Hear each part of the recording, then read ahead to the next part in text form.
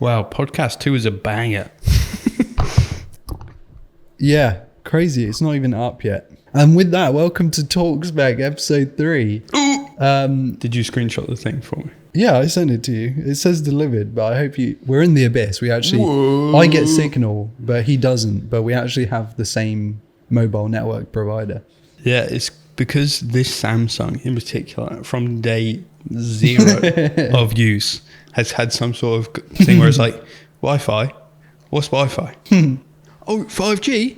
Never heard of her, brother. Only on the 1Gs today, mate. Is that banned? Not the 5, not the full 5. How am I meant to fit 5Gs in the phone? 5Gs. Crazy. So we actually do have a pretty good lineup of topics today, and that's just me selling you the podcast, but you've already clicked on it, so joke's on you. You might notice that I'm sat in front of another car. Yeah, the Mercedes has actually moved. Yeah. Believe it or not, every car in this unit has moved, and the ones outside of it. Yeah. They all move. Yeah. And not well, but... Yeah. Yeah, they do. Yeah, not out. Never out. Never out for a prolonged period of time anyway.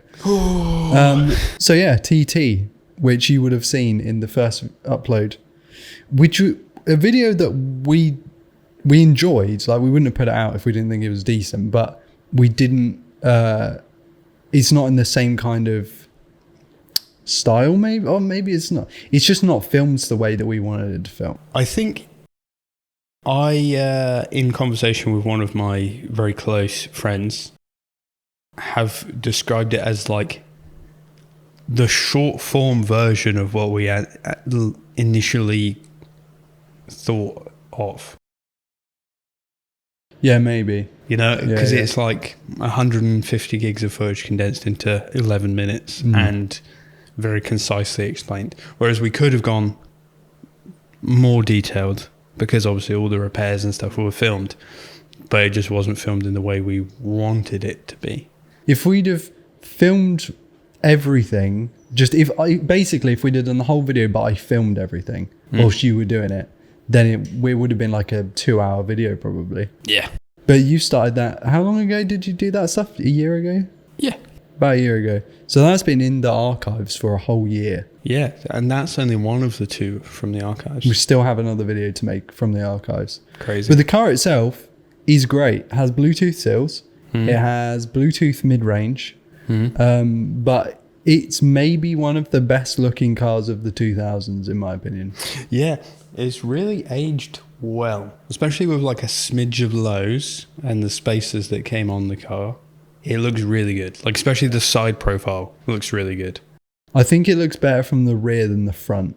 I think the little duck the little spoiler bit does a lot of the heavy lifting. I feel if it's not there. Have you seen the early ones without the spoilers? Yeah, it just doesn't look the same. No good. Because with the little spoiler thing, it makes the arches look more aggressive. It makes everything look better. It's not just like, oh, it's a spoiler. Yeah, it's quite wide looking. Yeah.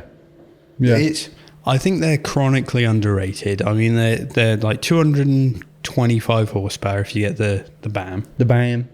The Specky BAM. Haldex is pretty phenomenal for traction. I mean, the rear diff on that one is a bit neglected and needs to be serviced, and it does bind, and it could maybe be a little bit blown up. We don't know yet.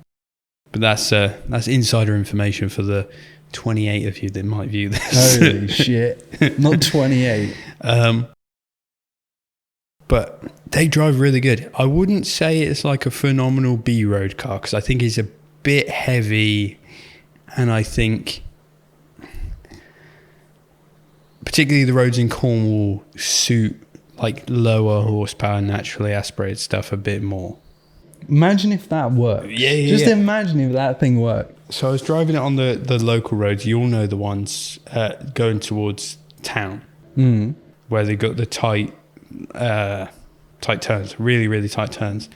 And it just feels a bit big and laggy. But I think the lag comes from the fact that it's got some sort of wastegate / vacuum issue, which I need to diagnose, and that will be part of the second video. But it is a really fun car, and with the cone filter and the exhaust, phenomenal noises. I mean, they're very Rice. The mods. Yeah. They're very right. Like the wastegate noise, like every 2 seconds, is so unnecessary.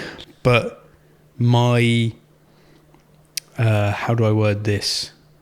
Inner child is like, this is the greatest thing I've ever heard in my life. This is the best car. So, but yeah, definitely an underrated platform, and like surprising amount of room in it as well. Yeah, and they're still worth absolutely nothing. Yeah, that's the main thing with the TTs. You can get one for sub $2,000, and it's. I can re-MOT that car with all of the mods and maintenance-y bits that I've done to it, and I bet you I won't get 1,200 quid back. That is actually crazy. The seat, some of the mods I put in it will be worth more than the car by quite a lot. Yeah, that is something that, like, so many people have not concerns. Like they almost have fears of modding their car and making it worth less, or not making it worth more than how much they put into it. But I guess that's not really the point of the TT. The TT is like just meant to be built, enjoyed, and then if we sell it for £4.50 and it's fine. Yeah. But I think I don't. A lot of people were saying that they should buy cars as investments. I'm not sure that because really. you'll never drive it. Yeah, and like sure, actually, if you look at it purely from a financial point of view, sure, it probably makes sense, but also does it? Because in order for it to be an investment, it has to hit like loads of criteria. I mean, I'm all for being smart with money. Like if, for example, you remember a couple of years ago when I was looking at getting a 140, I wouldn't have lost any money. No. Like maybe $2,000, if that. And I think that's not a bad way to go about it. If you have to buy a new performance car, no one has to do that. But like, that's all right. But I think value for money, I think they're pretty hard to beat. If you can get like a well-sorted TT, 1.8T rather than the V6. BAM if possible, because it has the forged piston. I can imagine, like, I don't want to sound like the guy, but I can imagine front-wheel drive 180 horsepower TT is probably like excellent daily driver material. Do you reckon? Yeah, because the Haldex does well. Right. Like it does pull you around the corners and you do feel it like it's planted. Yeah. But I can imagine a well set up front wheel drive one would feel quite nice as well. Front wheel drive ones, would they have, is the floor panel the same? You could technically Haldex that. No. It is different. I think so, yeah. That's such a shame. But you can front wheel drive the Haldex ones. And you could rear wheel drive the Haldex ones, surely. You just disconnect. Well, you get, there's that company up in like the Midlands somewhere that make a plug and play Haldex controller that you control via an app. And I think Midlands, Haldex controlled by an app. That's like, you've sold me. Yeah. That's amazing. Certified driver, brother. Certified driver. What, and that just lets you make it rear wheel drive? I think it's like 60-40. Okay. But that's pretty good. Yeah, that is pretty good. But yeah, I do like them. I really like them. They got a bad rep, but they're definitely something that if you haven't tried one, before you maybe comment under a video that you can own one because you're straight, definitely drive it. I don't know if this is a bit of a mental tangent or if it's even remotely related, to be honest. I don't know if it's because of some undiagnosed thing in me, but like I haven't got a fucking clue why or how people care about like what anybody else thinks of them. And I said this a few times, and the usual response is, "Oh yeah, well it's easy to say," and all this. But I actually don't know what people care. Like it's the same with like the MR2, the MX-5.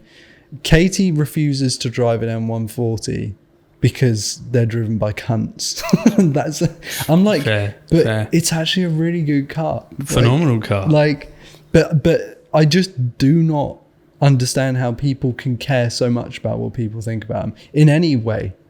Well, it's because perception is basically reality to some people. So if they don't have, nice trainers or a jazzy Rolex or a brand new car every 12 months, then... But surely that's some sort of disorder. Oh, yeah, 100%. It's why this grind set culture bollocks has taken over, because everyone's like, I've got to get money because I've got to get a GT3, I've got to get a house in Dubai. Get one and stay there, mate.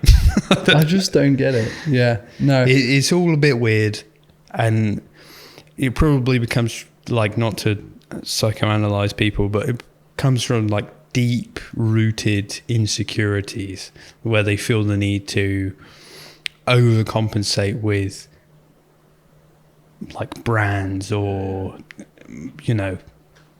items and shit. But the thing that I don't get with the cars is if you do really like a car but you won't drive it because you care what other people think about it, what kind of life is that to live? I like Range Rovers, wouldn't drive one because they get stolen every 3 seconds and they break down even more frequently. But that's the reason I wouldn't buy a Range Rover. It's not because I care that anyone thinks I'm a posh, whatever you would call it. Yeah, I'm not really sure why people get so wrapped up in that. I mean, some of the best cars of all time, people would refuse to drive because of their reputation. MX-5s is a big one. Yeah. They're very fun. I wouldn't say it's one of the best cars of all time, but it's definitely it's just a good car. Definitely a good car. Yeah, sorry. EP3 is the other one. EP3 reputation versus to be how fair, well it must drive. I wouldn't drive. I'll tell you what. I have to be totally honest. I wouldn't drive ladies and gentlemen, we got a Volkswagen Transporter, because to me, everyone who drives ones, I can't say it. I can't say it, or I'll be demonetized forever and probably sacked. But I wouldn't necessarily care that people think that I'm that. I just associate that car and that it's a van, isn't it? Yeah. With negativity in general. So I wouldn't want to drive it. That's because what I mean?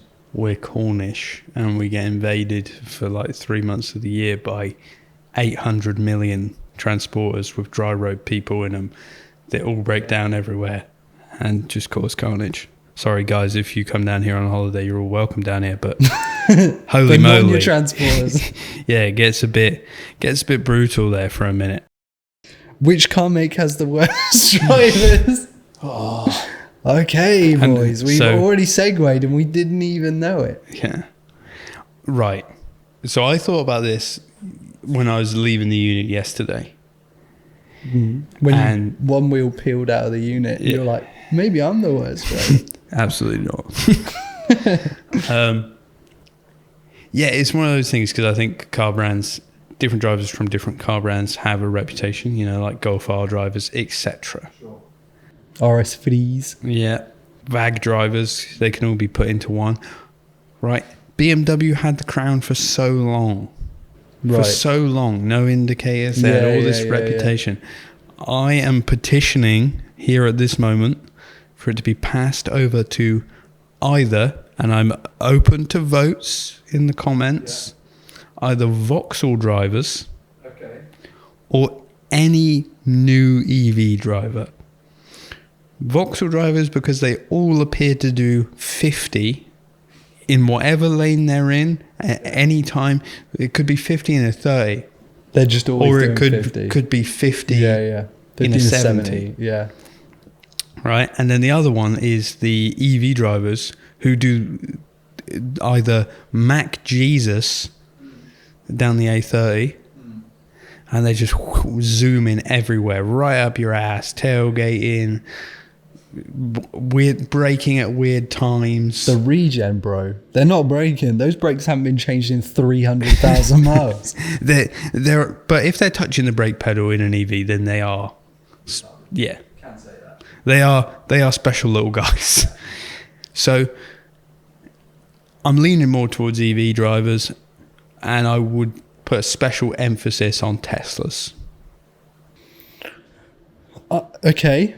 My argument, I agree actually. The Vauxhall one I haven't noticed as much. Although when we went to go and see Lenny when he was a puppy, we were going towards sort of like the top of Cornwall, and someone in a brand new black Astra that had clearly been stolen or somehow acquired flew past us doing 110, tried to squeeze us off the road as we braked because he was about to cause an accident, went to go around a roundabout, almost tipped it, and but that wasn't 50.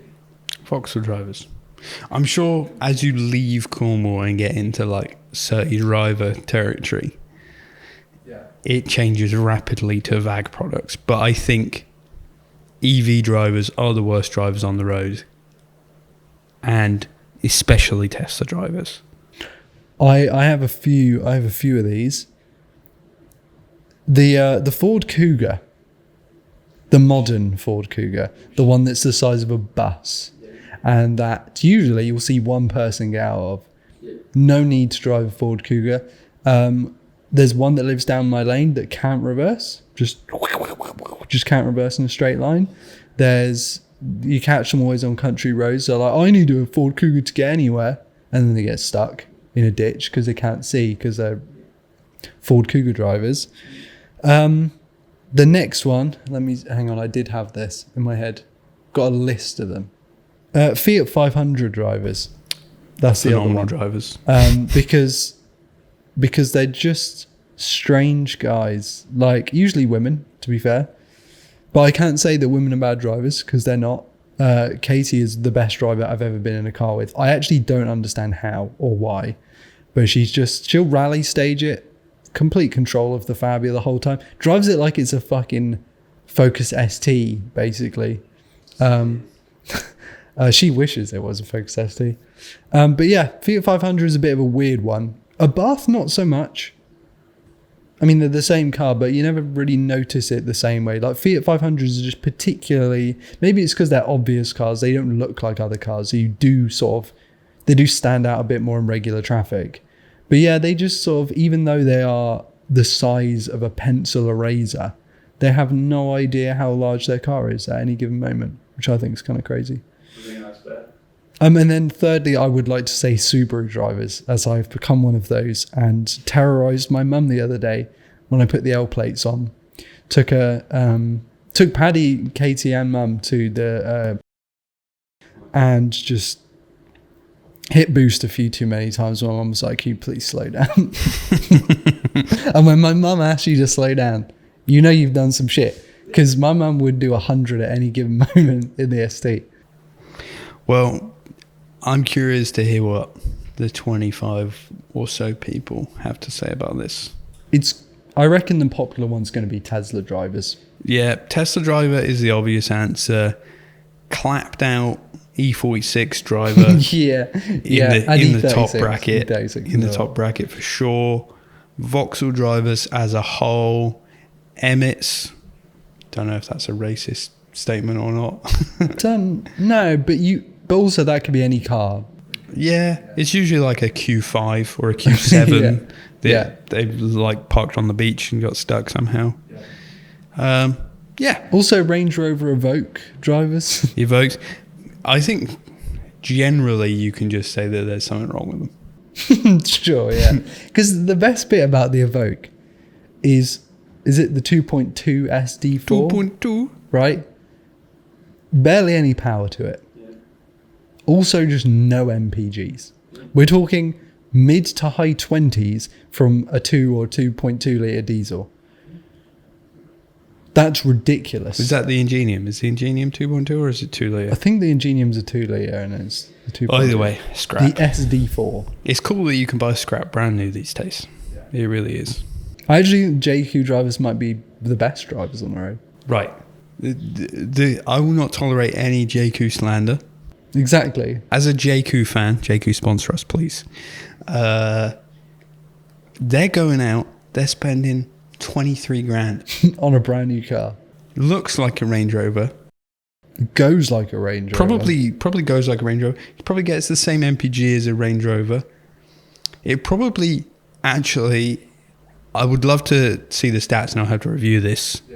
I'll have VAR. I have to do a VAR on this. I bet you it beats the Evoque on all stats. Yeah, and the best bit is like the best bit is the top tier is a 1.6. I bet you it decimates the Evoque on all stats. JQ supremacy. I actually have a weird affinity for JQ now. I see a JQ on the road and I'm like, wow, that's a cool car. These guys are going to think we're giving the JQ the Subi wave, and they're like, what the fuck is that guy doing? Why has this car got a nose? Greetings, brother. Oh, okay. Speaking of Chinese. What a segue. Yeah. Crazy. The current online debate, sort of all over the tuna car scene, not the tuna fish. Not the salmon car scene. Not the cod car scene, the tuna car scene. And it's like a big thing where if you got reps, or sorry, I should have mentioned this sooner. It's a big debate in the like modern car culture, tuna car scene, right? Tuna and mayo car. That replica wheels are rubbish and you can only really run branded wheels. Now, I will say for a lot of stuff, I do agree with this statement because obviously it is one of the primary part responsible for holding the tyre onto the road, and if it disintegrates then your tyre will be launched into the atmosphere. But I think it's worth noting and highlighting some of the prominent research that's taken place recently where they've discovered that a lot of these billet wheels or flow-formed wheels from certain brands have been produced in China in bulk.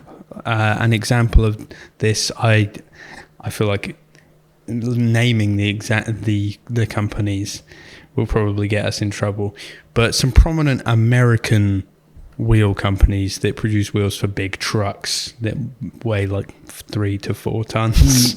A big performance wheel company in America that make like drag wheels and bead lockers and different wheels for. Am I boring you, Ryan? I'm so sorry, man. I didn't see very well last night, but also the thought of these wheels being made in China is... Yeah, they've been made in China and then sold for a premium in the US. So I think the debate is that all of these wheels are trash, but then the same people in the States will go out and they'll go, yeah, I'm going to buy these wheels for my truck for $5,000. Meanwhile, factory in China made them for £6.50. Are these people saying these wheels are trash Americans by any chance? Yeah. There you go, but then, also it's a big thing in the UK. Like I'm noticing it a lot now, being entangled with the 190 community, where they're like BBS reps are shit. Oh, you got rep monoblocks, shit. Oh, you got rep pentas, shit. You're like, yeah, but some idiot wants like $5,000 for some originals that are 40 years old and trashed. This comes back to the whole like what people care thing, isn't it? And most people won't know.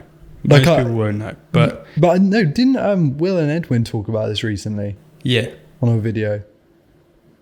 I think it's actually been like a really popular thing to talk about at the moment. But I don't get, like, if it's a replica wheel, just say it's a replica wheel.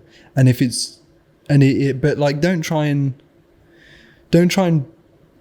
what's the word, like scam someone into thinking that it's real. Selling them or displaying them as genuine is a bit morally wrong for sure. But, I think as long as you can somewhat verify the source, and if it happens to be the same factory as some of these large-scale companies that seem to be ripping people off left and right, I think that's fine. The level of testing that things have to go through now to be sold in the UK and Europe is crazy. So we were talking about tyres, and now granted, I still would rather have decent tyres than Chinese tyres, Ryan, but they do still have to hit certain standards in order to be sold within the UK. So they can't be awful. No. They do have to pass some kind of test. They just won't match the quality that you would get from a more premium tyre or a more sporty tyre or so on. We're not naming names because if you want us to say your name, you just have to sponsor pay us. me. Yeah. But not the RX Motion. RX Motion sponsor me right now. Shout out. I will use your tyres as fodder. For one wheel pills only. Yeah. But yeah, I think replica wheels are fine. I think as long as you do your research and you're not buying the £2.50 unnamed ones on eBay for next to nothing. If you find a good company that will, like, because there are companies that will specifically sell the replicas, and they're known to be quite good. Like, they're either made in the same factory as these big brands, or people have gone, sure, it is a rep, but it's a verified known good one. A prime example of the rep train, as it were. Rotors are the OG rep, right? Yeah, if there was such a thing. Yeah, so the rotor grid of our childhood internet fame is a rep of the Volk T37, is it? Or Ray's T37. That has been replicated by... Bowler. Well, no, hang on. There's another step in the chain. Bowler are like the rep of the rep of the rep. Yeah. That's crazy. Japan Racing copied the rotor grid, the RPF1, a few other things. Okay. They've already been copied. Yeah. And then Bowler copied that. So, like, I don't want to dog on you if you've got bowlers, but bowlers are the rep of the rep of the rep of the rep of the rep. Whereas, are they known for snapping? I think they're a bit snappy and a bit soft. I think all of these ones are. I think the only ones that aren't are the originals to some extent. But rotor is at least somewhat close. Okay, yeah. And so then the further down the chain you get, the more different it is. But you'll be able to find this very easily on Reddit, YouTube, Instagram. There's a guy that's doing really, really informative videos about how he's found the wheels for X vehicles. I think he's got what is known as a Mexican GTR, which is an F-150 with the 5-litre Coyote twin turbo. What? Look it up, Mexican GTR, change your life. That's incredible. I want one so bad. He was looking for beadlocks for that, and he found out that X American company produces them in China, and he could order them on AliExpress, and he compared them to the original. If you do reps versus real wheels, AliExpress, you'll find the guy very easily. But yeah, it was very interesting to see. But they do appear to be quality. So AliExpress, within reason, has some gems apparently. That's not financial or automotive advice. I'm going to bleep the word you use so that they will sponsor us. AliExpress. Yeah. Wow, another beep. Crazy. Beep. Okay. That's all of our main topics, but I have one thing I need to tell you about. You may have noticed I've been wearing a pink hat through all of this. Turns out Alex can make merchandise. Whoa. Now, I didn't think it was possible, but the guy's been working hard the last few months on the MR2, and he's also put together these hats and this thing.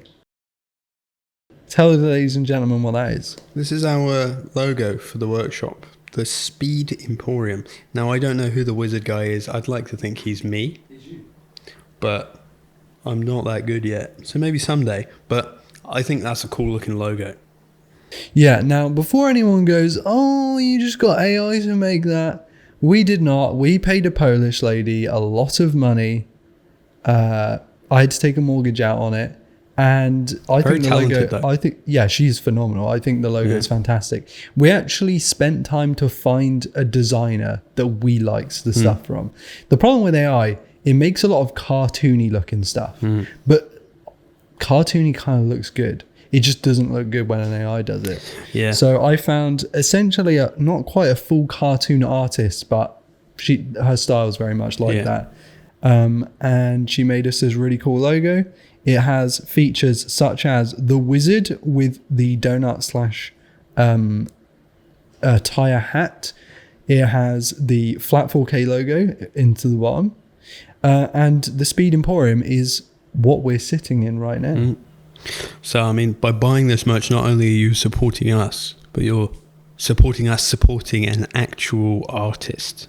We support the artists. The artists support us. Yeah. Diversity, man. Don't put that on the table. It will explode. Yeah. Next update, MR2. We're 7 or 8 weeks into trying to fix it. Not fixed it yet. So when we say this, 7 or 8 weeks at 1 day a week, 1 day a week for about 6 hours.